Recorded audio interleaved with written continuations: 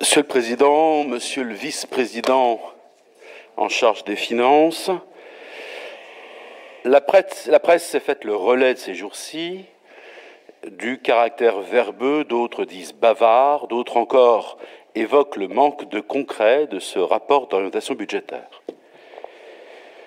Au César, enfin, on écrit dans des termes plus choisis. Je cite, « Ce rapport exprime toutefois une certaine complexité de lecture rencontrée dans une présentation se référant successivement à 3 grands défis assortis de 3 enseignements complémentaires, de 3 grandes orientations stratégiques, 2 éléments de méthode et 5 objectifs prioritaires. »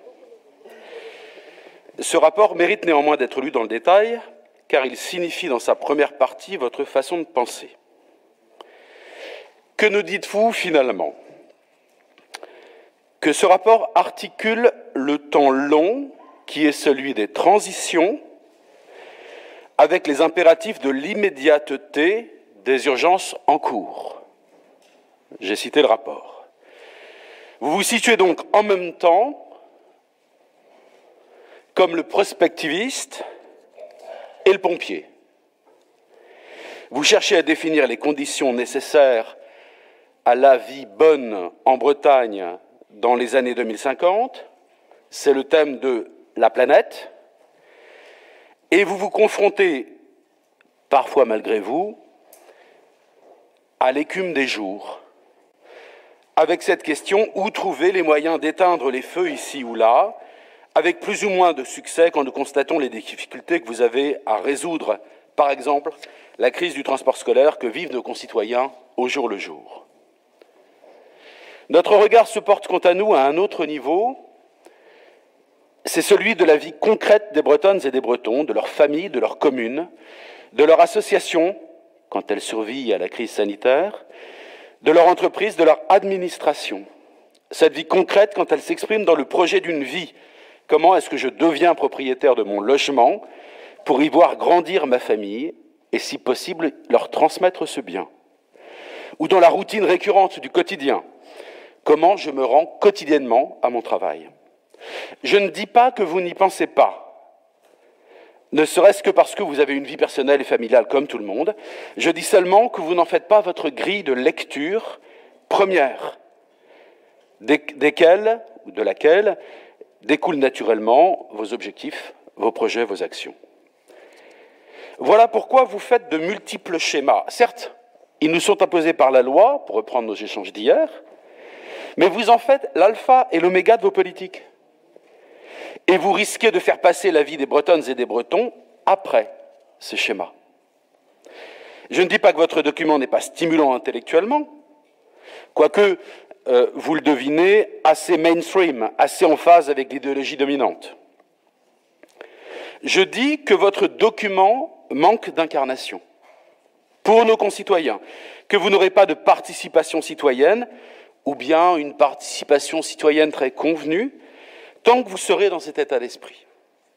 Je connais des régions en France qui proposent des documents d'orientation budgétaire beaucoup plus incarnés et qui résonnent vraiment avec le quotidien de nos concitoyens. Nos concitoyens vivent dans un environnement qui manque d'espoir, qui manque de perspectives pour eux et pour leurs familles. On ne leur parle que de menaces sanitaires, mais également en ce qui concerne leur logement, leur environnement, leur emploi, les perspectives économiques. Moi, j'aurais aimé un document d'orientation budgétaire qui dresse un panorama plus nourri d'espérance. Oui, nous allons travailler pour que vous puissiez être propriétaire de votre logement au plus près de vos désirs, en réduisant les contraintes le plus possible. Oui, nous allons travailler à votre sécurité en général et à votre sécurité sanitaire en prenant à bras-le-corps la question des déserts médicaux. Oui, vous aurez la fibre dans un calendrier que nous vous donnons et qui sera respecté. Oui, nous allons vous permettre de vous déplacer selon vos besoins et non pas, comme vous l'écrivez, tenter de limiter vos déplacements. Oui, nous allons tout faire pour que vous puissiez offrir à vos enfants une vie meilleure que la vôtre.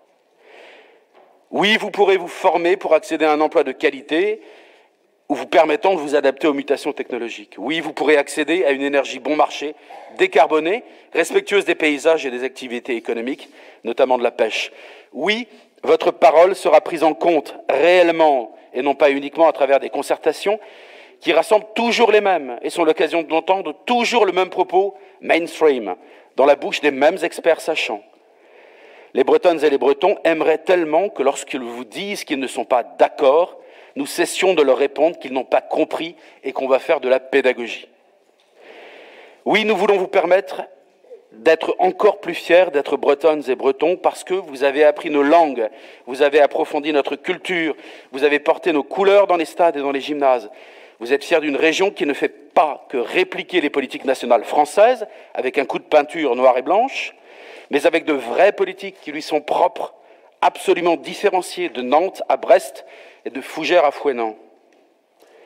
Alors tout n'est pas de votre faute, mais c'est cette tonalité que nous aurions aimé entendre. Nous aurions aimé vibrer avec vous. Nous aurions aimé que vous nous emmeniez vers une véritable espérance pour la Bretagne. Plus que dans des schémas, comme le Césaire, nous aurions aimé que vous nous parliez d'investissement.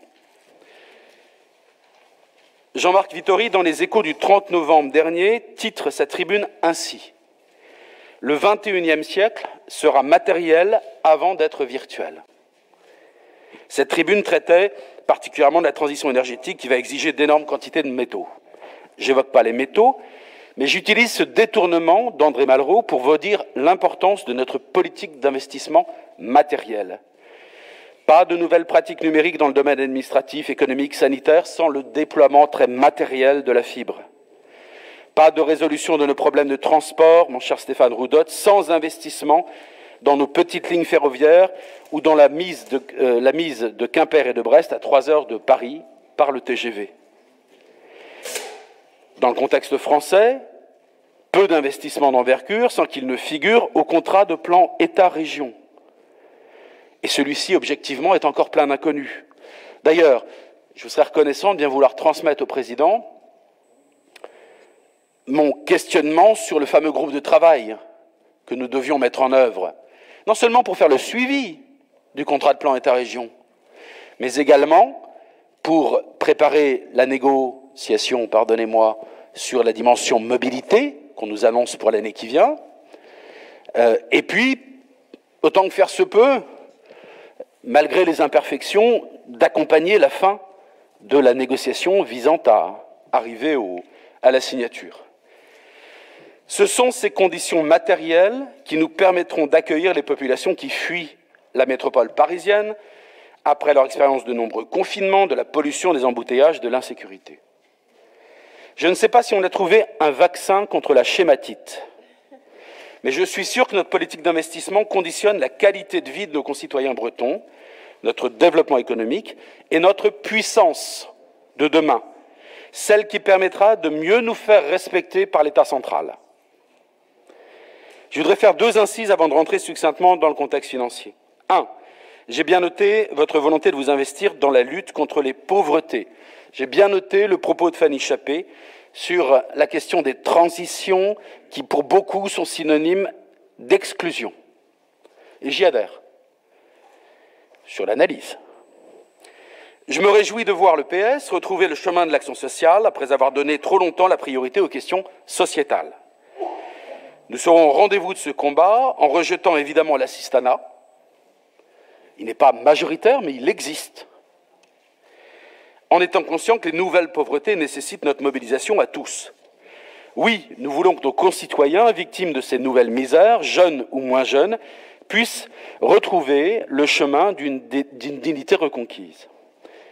Attention, la recherche des fameux nouveaux indicateurs, tels que souhaités par votre allié Daniel Cueff. C'est intéressant, stimulant intellectuellement, mais la mise en place d'un indicateur de richesse ne doit pas être l'occasion de casser le thermomètre et d'effacer les séries statistiques dont on dispose dans ce domaine.